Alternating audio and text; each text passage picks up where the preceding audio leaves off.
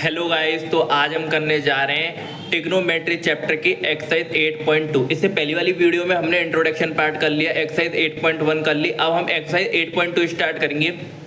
जहाँ तक इस वाली वीडियो में सिर्फ हम एक्सरसाइज 8.2 करेंगे, अगली वाली वीडियो में एक्सरसाइज 8.3 कर लेंगे। 8.2 तो बहुत ही छोटी है, ये ज़्यादा से ज़्यादा 15 मिनट में हो जाएगी और उससे पहले हो जाएगी, ठीक है।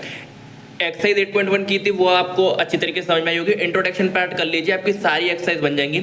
8.2 में हमें कुछ नहीं है, सारे क्वेश्चन सिर्फ वो टेबल्स ही दे रखे हैं जिसमें साइन 30 साइन 0 मतलब वो सारे ट्रिग्नोमेट्रिक रेशियोज उनकी जो वैल्यूज हैं वो आपको याद करनी है, 0 30 45 60 90। अच्छा, मैंने आपको बताया भी था उसमें याद करने की ट्रिक कि आपको सिर्फ साइन और कॉस की वैल्यूज याद कर लेनी है, उसके बाद तो सारे पार्ट हो ही जाते हैं। साइन की वैल्यू याद कर लीजिए, उसके बाद कॉस के लिए उसको उल्टा कर दीजिए, टेन के लिए भी हो जाएगा, सबके लिए हो जाएगा, ठीक है। आप क्या कीजिए, अभी तो आप उसको अपने सामने रखिए, मैं क्वेश्चंस करूंगा, आप उसमें दिख दिख के करते जाना, पर आपको ऐसी समय के साथ याद हो जाएगी। आप सिर्फ साइन की वैल्यू याद रख लो, उसके बाद सब कुछ हो जाएगा, ठीक है। तो चलो बिना कुछ देरी करे हम अपने एक्सरसाइज को चालू करते हैं 8.2 को। तो 8.2 का क्वेश्चन फर्स्ट क्या कह रहा है? 8.2 का अपना क्वेश्चन फर्स्ट है, evaluate the following sine 60 cos 30 और अपना साइन 30 कॉस 60। तो देखो अपना अगर स्टार्ट करें इसको, तो देखो साइन 60 की वैल्यू कितनी होती है? ये होती है अपनी √3/2। अच्छा, इनटू में क्या है? cos 30 कितना होता है? ये भी √3/2 ही होता है यार। अच्छा, प्लस साइन 30 कितना होता है? 1/2 और cos 60 कितना होता है? 1/2। अच्छा, √3 इंटू √3 कितना होता है? 3 और 2 2 जा 4, यानी कि 3/4। अच्छा, प्लस 1 इंटू 1 1/4। अच्छा, 3 + 1 4/4 इक्वल्स टू 1। यहाँ से तो 1 आ गया, कितना आया? 1 आ गई हमारी वैल्यू। अच्छा, नेक्स्ट वाले पार्ट को करते हैं। इतना ही है इसका, सिर्फ वैल्यूज रखो और आंसर पाओ, वैल्यूज रखो आंसर पाओ, और पूरी एक्सरसाइज में इतना ही है। जैसे कि मैं सेकंड वाले पार्ट की बात करूं, इसको हटाते हैं, सेकंड वाला पार्ट करें। देखो 2 टाइम्स 10 स्क्वायर 45, क्या 2 टाइम्स, इसको मैं देखूं 2 इंटू 1045, ये स्क्वायर मतलब 1045 की वैल्यू निकालो, उसका स्क्वायर करो। देख लो ये स्क्वायर का साइन मतलब है 1045 की वैल्यू निकालो, उसका स्क्वायर। 1045 कितना होता है? 1, और 1 का स्क्वायर कितना होता है? 1, तो यहाँ पे 1 आ जाएगा। प्लस cos 30 का स्क्वायर, cos स्क्वायर 30 लिख रहा है मतलब cos 30 का स्क्वायर। cos 30 कितना होता है? √3/2, और √3/2 का स्क्वायर कितना होता है? √3 का स्क्वायर होता है 3 और 2 का स्क्वायर होता है 4। अच्छा, माइनस साइन स्क्वायर 60, साइन 60 की वैल्यू कितनी होती है? √3/2, √3/2 का स्क्वायर ये होता है अपना 3/4। अच्छा, 3/4 से माइनस 3/4 से प्लस 3/4 कट गया, और 2 1 जा कितना होता है? 2, यानी कि इसका आंसर आ गया अपना 2। छोटे छोटे से सॉल्यूशन है, सिर्फ वैल्यूज रखनी है और आंसर पाना है, ठीक है। अच्छा, नेक्स्ट अपना करते हैं क्वेश्चन, वो थर्ड वाला पार्ट। थर्ड वाला पार्ट क्या कह रहा है? थर्ड वाला पार्ट है अपना cos 45, ये थर्ड वाला पार्ट कर रहे हैं, ये वाला। इसमें देखें तो cos 45 1/√2। चिंता मत करो, सिर्फ वैल्यू रखते जा रहा हूँ, आप भी कर सकते हैं। sec 30 कितना होता है? sec के लिए आप अपने cos पे पहुंच जाओ। cos 30 होता है √3/2, उसका उल्टा करेंगे। sec cos का ही तो उल्टा होता है, cos 30 की वैल्यू पता लगा लो, उसका उल्टा कर दो, sec 30 मिल जाएगा। cos 30 होता है √3/2, उसका उल्टा करें तो 2/√3। अच्छा, प्लस का साइन, और cosec 30 होता है साइन का उल्टा, साइन 30 होता है 1/2, इसका उल्टा करें तो 2। अब क्या करना है? इस नीचे वाले का एलसीएम ले लो, क्योंकि फ्रैक्शन में देखे तो बेटू एलसीएम तो लेना पड़ेगा। ले लेते हैं, कोई दिक्कत नहीं है। ऐसा करते हैं, इस दोनों में से 2 को कॉमन लेते हैं पहले। यहाँ 1/√2 तो चल ही रहा है। अच्छा, इसमें से अगर मैं 2 को कॉमन ले लूँ तो एलसीएम लेने के बाद होगा 1 + √3, और √3 यहाँ पे हो गया। अच्छा, अब आपको पता है ये इससे मल्टीप्लाई हो जाता है और ये इससे मल्टीप्लाई होता है, तो 1 इंटू √3, और ये हो जाएगा 2 इंटू √2, 2 इंटू √2, और √3 + 1, √3 + 1। अच्छा, ऐसा करो, अब आपको दिख रहा होगा √3 2√2 और √3 + 1, इसको थोड़ा सा इत्थे लाओगे तो मैंने आपको सिखाया है, आपको जब भी अपोन में क्या दिखे? रूट दिखे, ये 2√2 और √3 + 1 लिख रहा है। आपको जब भी √3 के आप एलसीएम ले दो, तो एलसीएम कैसे लेंगे, देखो वो सॉरी रेशनलाइज कर दो। रेशनलाइज कैसे करते हैं, ये 2√2 तो यार लिखा ही हुआ है, √3 + 1 का अगर मैं रेशनलाइज करूँ तो 1 + √3 इसका रेशनलाइज होगा, दोनों तरफ इंटू कर देते हैं, 1 - √3 अपॉन में 1 - √3। ठीक है बेटू, और आगे बढ़ते हैं। अच्छा √3 बन जा, ऊपर वाले को देखें, √3 × 1, √3 × 1 हो जाएगा √3, और √3 × √3 ये अपना 3, नीचे आएगा अपना 2√2, और 1 + √3 1 - √3 कितना होता है 1 - 3, और 1 - 3 होता है माइनस का 2, तो माइनस से ऊपर वाला माइनस कॉमन लेके ये अपना 3 - √3 बन जाएगा, और नीचे आ जाएगा 4 ये अपना आंसर होगा टोटल, ये अपना पूरा आंसर होगा। ठीक है, कुछ नहीं, हमने एलसीएम वेलसीएम लिया है और रेशनलाइज किया, उसके सिवा हमने इस वाले पार्ट में कुछ नहीं किया। ठीक है, आप थोड़ा सा खुद कैलकुलेशन करके देखोगे तो आपको समझ में आएगा। आप यहाँ से बोलोगे ये कैसे करती है, आप एक बार खुद कलम चला के देखो, कलम मैथ में आपको चलानी पड़ेगी। आप जब खुद कलम चलाओगे ना आपको पता लग जाएगा क्या हुआ, रेशनलाइज और एलसीएम लिया है मात्र, इसके सिवा मैंने इस वाले क्वेश्चन में कुछ नहीं किया, और वैल्यूज तो आपको पता ही है, डायरेक्ट रखते ही आंसर मिल जाएगा आपको। ठीक है, अब अपना ये हो गया, अपना ये करते हैं sin 30 वाला। फोर्थ वाले पार्ट को देखें तो फोर्थ वाले पार्ट में अपना आ रहा है sin 30 यानी कि 1/2 प्लस tan 45 यानी कि 1 माइनस cosec 60 यानी कि 2/√3, यही तो होता है, हाँ यही होता है। अच्छा, और sec 30 होता है 2/√3 अगेन, और प्लस cos 60 1/2, और प्लस cot 45 यानी कि 1, तो ऐड करो 2 + 1, इसको 1/2 + 1 कितना होता है, ये होता है अपना 3/2, इसके आगे कर रहे हैं 3/2 माइनस 2/√3। एलसीएम तो लेना ही पड़ेगा भाई, फ्रैक्शन में प्लस माइनस दिखे, उसी प्रकार ये 3/2 बन जाएगा, और प्लस 2/√3। तो ऊपर नीचे ये जो दोनों पार्ट हैं, ये जो पूरा हिस्सा लिख रहा है, ये जो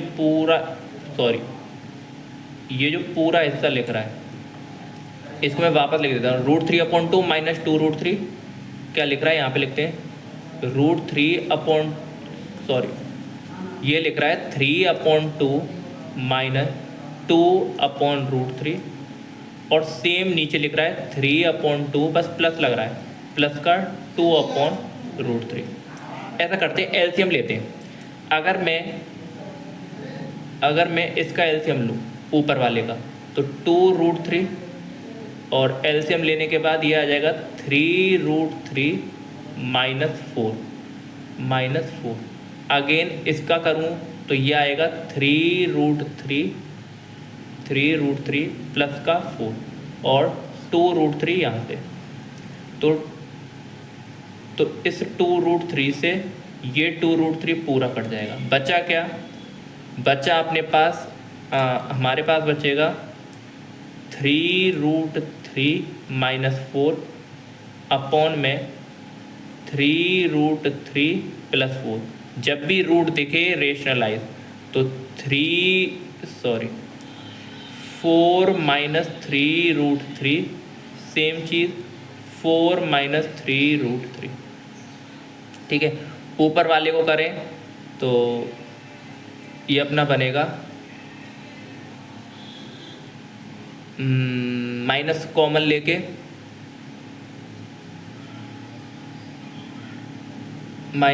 लेके बनेगा 3√3 माइनस 4 का होल स्क्वायर अपॉन 4 का 16 माइनस 3 3 9, और 9 3 27, और करते हैं तो ये अपना बचेगा माइनस 3√3 माइनस 4 का होल स्क्वायर अपॉन 16 माइनस 27 कितना होता है, ये होता है अपना 4 + 7 11, वो भी माइनस का 11, इस माइनस से ये माइनस कट गया।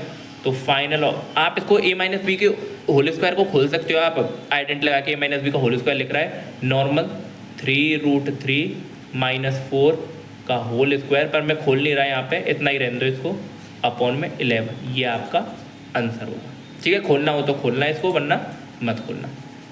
नेक्स्ट क्वेश्चन करते हैं। नेक्स्ट क्वेश्चन अपना कुछ नहीं, वैल्यूज रखो, एलसीएम वगैरह लो और हो जाएगा। अच्छा, नेक्स्ट वाला पार्ट वो करते हैं। नेक्स्ट वाला पार्ट यानी कि अपना ये क्या कह रहा है, ये अपना कह रहा है 5 टाइम्स कितना है, cos 60 का स्क्वायर। cos 60 होता है √3/2, और √3/2 का स्क्वायर करें तो 3/2। अच्छा, प्लस 4 टाइम कितना है, sec 30 का स्क्वायर। sec 30 होता है अपना cos 60 अपना 1/2 होता है, और 1/2 का स्क्वायर करें तो 1/4 होगा। ये 1/4 होगा, थोड़ी मिस्टेक होगी। cos 60 होता है अपना 1/2, इसका 1/4। sec 30 अपना होता है √3/2, 2/√3, 2/√3 का स्क्वायर होगा 4/3। ठीक है, माइनस tan 45 1 और 1 का स्क्वायर 1। ठीक है, फिर से देख लीजिए, cos 60 होता है अपना 1/2, और 1/2 का स्क्वायर होता है 1/4। ठीक है, और sec 30 यानी कि sec 30 के लिए cos 30 होता है √3/2, 2/√3, 2/√3 का स्क्वायर 4/3। ठीक है, sin 30 का स्क्वायर यानी कि 1/4, और प्लस cos 30 का स्क्वायर, cos 30 होता है √3/2, इसका स्क्वायर 3/4, यानी कि 3/4 प्लस 1/4, ये पूरा कितना बन गया, इनको ऐड करोगे ये तो 1 ही लिखा हुआ है, इसको सॉल्व करने की जरूरत नहीं है। ऊपर वाला कर लो, 5 × 1/4 तो ये 5/4, और प्लस 4 × 16/3, और -1।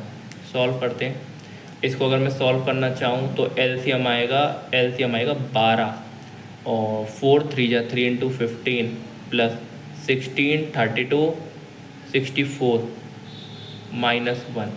अच्छा, 64 -1 63 प्लस 5 68 78/12, और थोड़ा सा इसको 2 से काटें तो 3 × 9/6, और काटें 3 से तो 13/2। ये इसका प्रॉपर आंसर होगा। अच्छा, कैलकुलेशन में थोड़ी मिस्टेक हो सकती है, आप उसको चेक कर लेना। अगर कैलकुलेशन में कोई मिस्टेक हो तो आप प्लीज़ उसको करेक्ट कर लेना। ठीक है, कैलकुलेशन में अगर कोई मिस्टेक हो थोड़ी मोटी तो आप उसको चेक कर लेना प्लीज़, रिक्वेस्ट है आपसे। खुद कलम चलाना उसके साथ, मेरे साथ साथ, तो आपको पता लगेगा। ठीक है, यहाँ पे अपने 5 पार्ट कंप्लीट होते हैं। अब सेकंड क्वेश्चन करते हैं।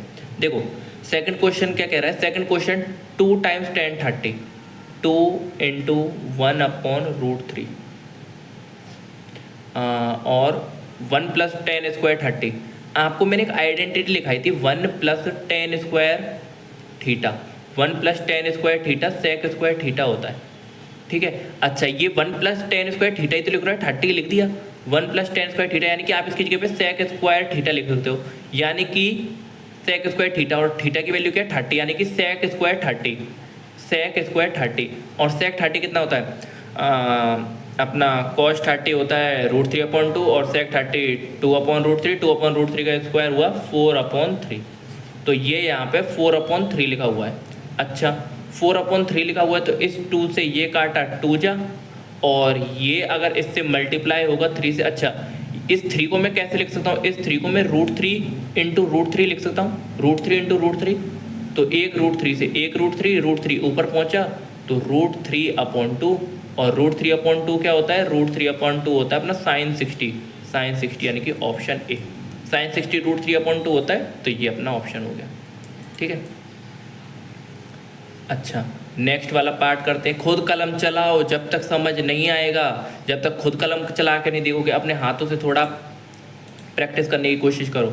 नेक्स्ट वाला पार्ट करते हैं। नेक्स्ट वाला पार्ट थोड़ा इजी है, जैसे कि 1 - tan 45 कितना होता है, 1 का स्क्वायर 1/1 प्लस tan 45 का स्क्वायर, tan 45 1 का स्क्वायर 1, तो 1 - 1 0/2, 0/0, यानी कि ऑप्शन डी। ठीक है, नेक्स्ट पार्ट करते हैं।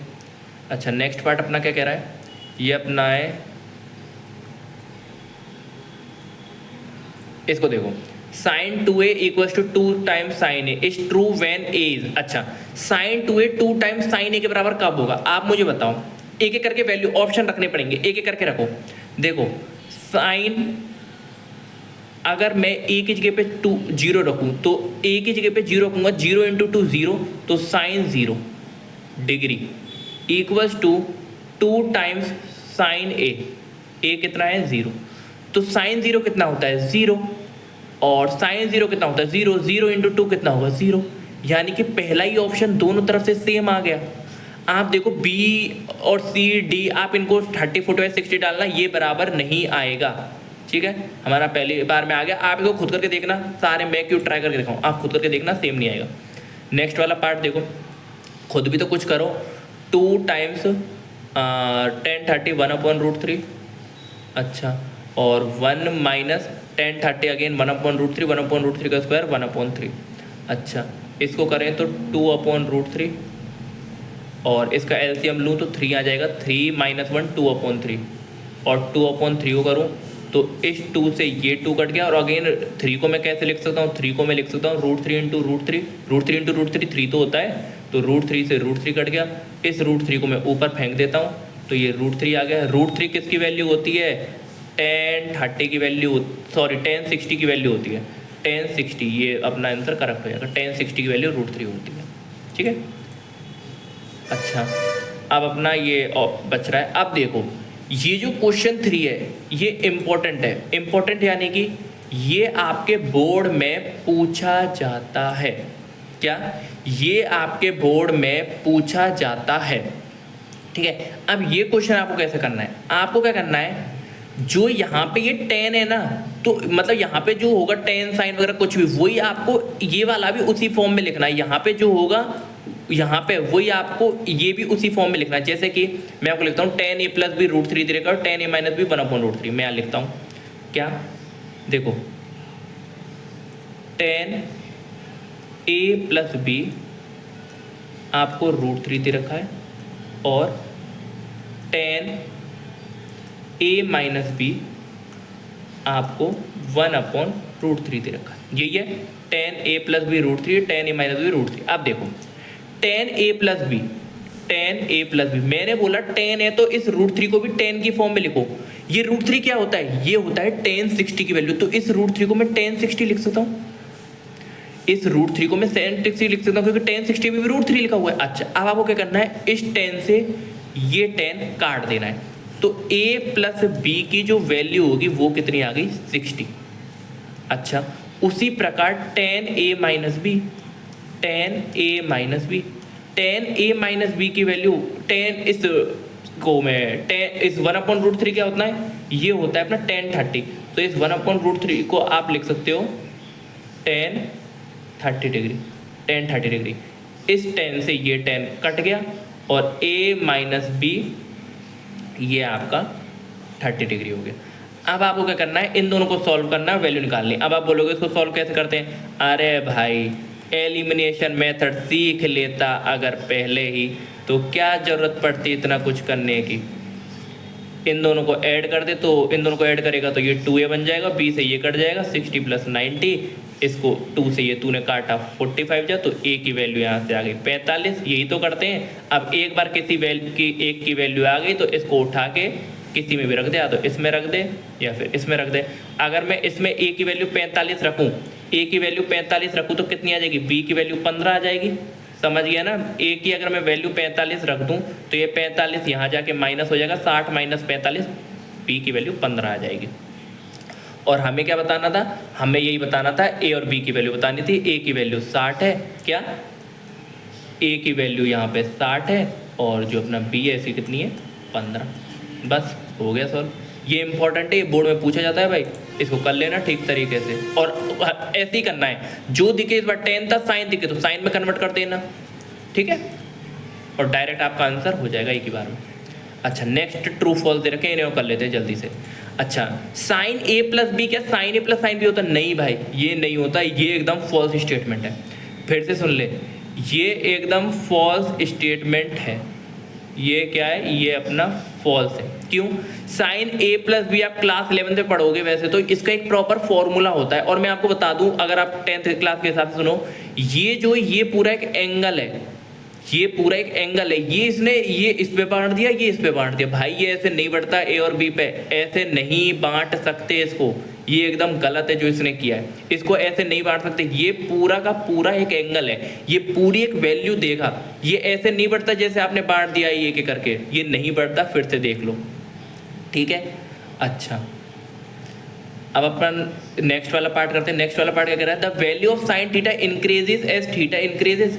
देखते हैं आप बोलो क्या, sine theta increases theta increases, क्या बोल रहा है, जैसे थीटा इंक्रीज करते जाएंगे साइन थीटा इंक्रीज होता जाएगा। चेक करते हैं, देखो अगर मैं बात करूं सबसे पहले साइन 0, साइन 0, साइन 30, फिर ये होता है 0, ये होता है 1/2, उसके बाद कितना आता है साइन 60, साइन 45 आता है, साइन 45 ये अपना होता है 1/√2। उसके बाद आता है अपना साइन 60, साइन 60 अपना होता है √3/2। और साइन 90 कितना होता है, साइन 90 अपना 1 होता है। देखो सबसे पहले 0, उसके बाद 1/2 अपना 0.5 समथिंग होता है, 1/√2 अपना 0.7 समथिंग होता है, और √3/2 को देखें तो √3/2 होता है अपना 0.86 समथिंग, 8 मान लो, और ये अपना 1। तो आप देख रहे होगे जैसे जैसे थीटा इंक्रीज होता जा रहा है, पहले 0 30, फिर 45 हुआ, ये 45 लिख रहा है, ये 45 हुआ, फिर 60 हुआ, जैसे जैसे थीटा इंक्रीज होता जा रहा है आप देखो ये वैल्यू भी इंक्रीज होती जा रही है, पहले 0, फिर 0.5, फिर 0.7, फिर 0.8 और फिर 1। यानी कि ये सही बोल रहा है कि जैसे जैसे वैल्यू ऑफ थीटा इंक्रीज होती है साइन थीटा इंक्रीज होता है, थीटा इंक्रीज मतलब the value of sine theta increase है, थीटा इंक्रीज, जैसे थीटा इंक्रीज होता है साइन थीटा की वैल्यू भी इंक्रीज होती है। तो ये स्टेटमेंट आपका एकदम ट्रू है। अच्छा value of cos theta increase है, थीटा इंक्रीजेस, ये गलत है। आप देखो साइन थीटा कॉस थीटा की वैल्यू क्या होती है, इनको उल्टा कर दें, यानी कि पहले 1 आएगा, फिर √3/2 आएगा, फिर अपना 1/√2 आएगा, फिर 1/2 और फिर 0, यानी कि पहले अपना 1, फिर 0.8, फिर 0.7, फिर 0.5 और फिर अपना 0। तो ये तो डिक्रीज हो रहा है, जैसे थीटा इंक्रीज हो रहा है डिक्रीज हो रहा है, तो ये वाला स्टेटमेंट फॉल्स हो जाएगा इसी के हिसाब से, ठीक है। इसको आप बोल दोगे ये वाला स्टेटमेंट आपका कैसा है, ये आपका फॉल्स स्टेटमेंट है, ठीक है। ये वाला पार्ट भी हो गया। अब अपना sine theta equals to cos theta for all values of theta. अब ये बोल रहा है साइन थीटा और कॉस थीटा बराबर होते हैं, भाई ये वाला गलत है। साइन थीटा और कॉस थीटा, साइन थीटा और कॉस थीटा है, जो अपना साइन थीटा और कॉस थीटा वो हर पे वैल्यू पे थोड़ी बराबर होते हैं। कॉस थीटा ये सिर्फ 45 डिग्री पे आप देखते होगे इनकी वैल्यू 1/√2 आती है, मात्र 45 पे ये दोनों बराबर होते हैं, वरना आप देख रहे होगे साइन 0 पे ये 0 होता है साइन, और वो 1 होता है, अलग अलग है ना। तो हर पे ये लिख रहा है फॉर ऑल वैल्यूज, ऑल पे नहीं, सिर्फ एक 45 डिग्री उस पे हो जाते हैं, तो ये वाला स्टेटमेंट भी फॉल्स है, ठीक है। अच्छा cos A is not defined for A equals to 0। अच्छा ये और देखते हैं, ये क्या बोल रहा है, कॉट ए, कॉट ए जब ए को 0 रख दें तो डिफाइन नहीं है। देखते हैं भाई कॉट ए को, मैं बात करूं कॉट ए,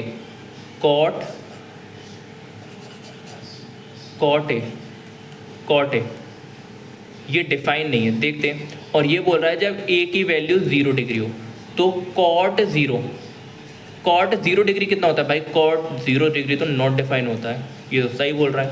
मैंने अभी टेबल देखो, टेबल में कॉट 0 नॉट डिफाइन लिख रहा है, नॉट डिफाइन लिख रहा है, मतलब ये ट्रू बोल रहा है, ये कॉट ए नॉट डिफाइन होता है, ये ट्रू स्टेटमेंट है, ठीक है। ये अपनी 8.2 एक्सरसाइज पूरी कंप्लीट होती है, हमने सारे सॉल्यूशन कर दिए एकदम परफेक्टली। थोड़ी बहुत अगर कोई कैलकुलेशन में दिक्कत हो तो आप कलम चला के देखना, अपना पेन चलाओ, जब भी मैथ होगी और आपके अच्छे नंबर आएंगे पक्का बोर्ड्स में।